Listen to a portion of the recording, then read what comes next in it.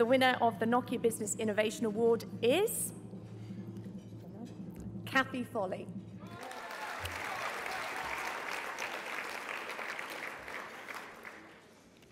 Well, who would have thought that someone who trained in physics and was going to be a high school teacher was going to end up winning the Telstra Businesswoman Innovation Nokia Award? I must admit it's something which I never dreamed of, and to be surprised at the idea that innovation is something that scientists actually do. In fact, if you asked anyone, or particularly teenagers, what they want to do when they grow up, they often say these days they want to do something that's creative and innovative. And I must admit they never think of science as that. And yet the thing I do every day and the thing which my organisation CSIRO does is actually working towards coming up with new ideas that actually makes the world different, better, healthy, wealthy and wiser.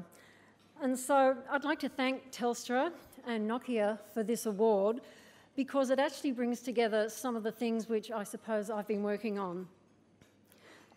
I think for the last 25 years I've worked at CSIRO. I've been working particularly in an area of what's called superconducting electronics. And I was really tempted in using this opportunity to try and give you a lecture about this, but I sort of thought that since, especially this is after lunch, this is not the time to do it.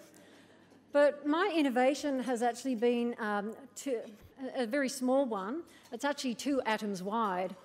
And what I did was, with my team, work on a particular way of making a sensor that allows you to detect very small magnetic fields. In fact, the ones which are so small, they come from your brain or your heart. And this technology, which I developed with my team at CSIRO, allowed us to use this in a whole range of applications. The one, though, that we've been most successful with has been in the area of mineral exploration, which is definitely something which you don't see too many women involved with. Over the time, it was necessary for me to first of all work out how to make this thing.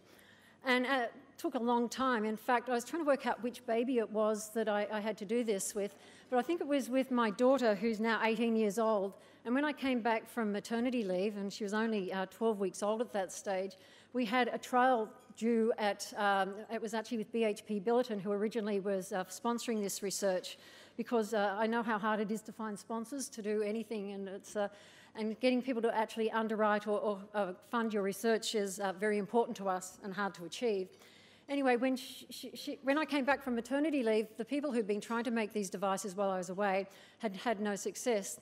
And so after I'd put the baby to bed at night time, I went back to work and was able to work uninterrupted to make some devices that allowed us to go along and discover or help to discover the BHP Billiton silver mine, which is at Cannington.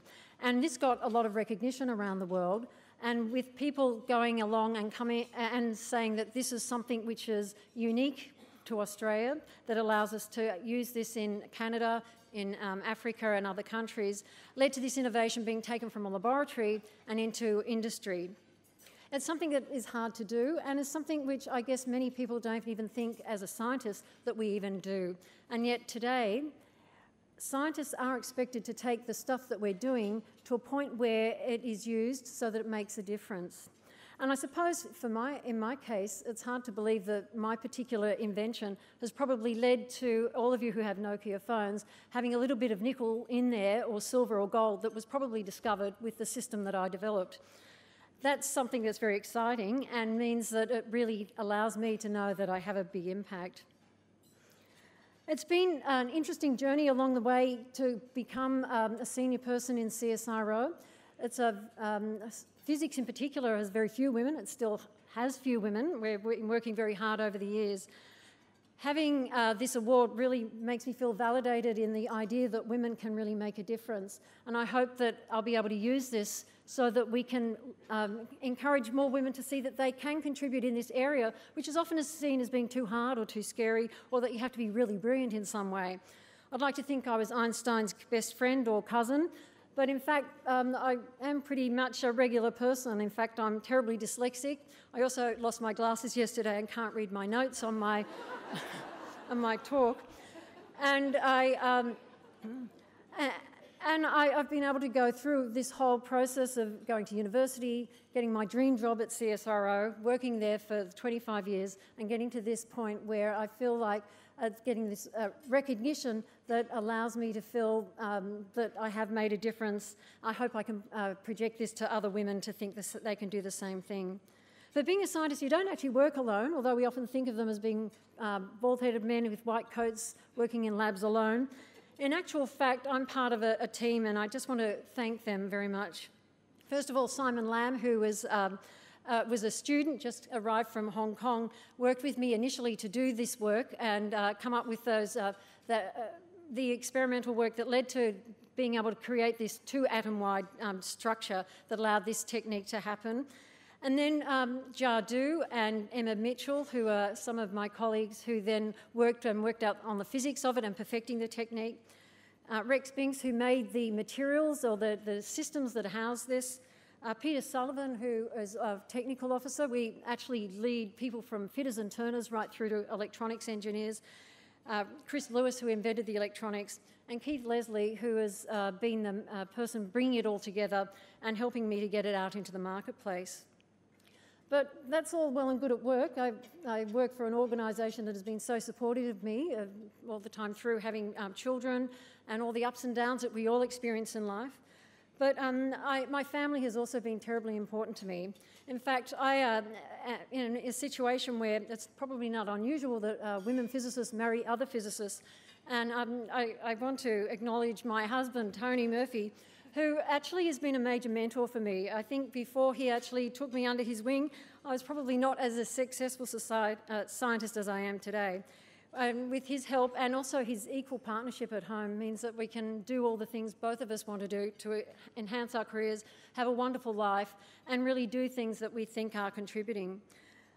I also want to thank my children who have put up with their mother, who they often said, I wish you'd get a real job.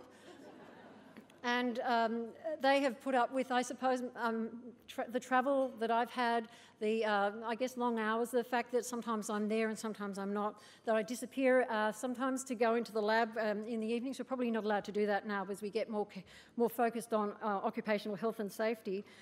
But it's the strong family link that I've had that's allowed me to really achieve, I guess, as a scientist and as a woman.